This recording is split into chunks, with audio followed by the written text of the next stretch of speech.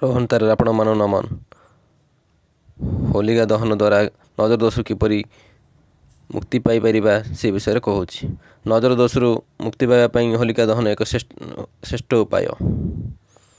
ଏକ ଗ୍ଲାସ କିମ୍ବା ଏକ ଢାଳରେ ପାଣି ଭରି ସେଥିରେ ଲାଲ ଲଙ୍କାର ଦାନା ପକାଇବେ। ସେହି ଗ୍ଲାସ କିମ୍ବା ଢାଳକୁ ନେଇ ହୋଲିକା ଦହନ ପରିକ୍ରମା କରି ନିଜର ଇଷ୍ଟକୁ ପ୍ରଣାମ କରି ଅଗ୍ନିରେ ସମର୍ପଣ କରିଦେବେ, ଯେପରି ସୂର୍ଯ୍ୟଙ୍କୁ ପାଣି ଦେଉ। ହୋଲିକା ଦହନର ଭସ୍ମକୁ ଆଣି ଅନାମିକା ଆଙ୍ଗୁଠିରେ ଆଣିବେ। ଆଜ୍ଞା ଚକ୍ରରେ ସାମାନ୍ୟ ସ୍ପର୍ଶ କରି ହାଲକା ଦବାଇବେ। ଏପରି ଅନୁଭବ କରିବେ ଯେ ମୋର ମାଇଣ୍ଡ ସମ୍ପୂର୍ଣ୍ଣ ଚେତନାଶୂନ୍ୟ ହୋଇଯାଇଛି। ସାଧକ କିମ୍ବା ବିଦ୍ୟାର୍ଥୀ ଏପରି ଭାବରେ କଲେ ମନ ଏକାଗ୍ରତା ଆସିବା ସହ ସାଧନାରେ ପାଠପଢ଼ାରେ ମନ ଲାଗିଥାଏ। Thank you.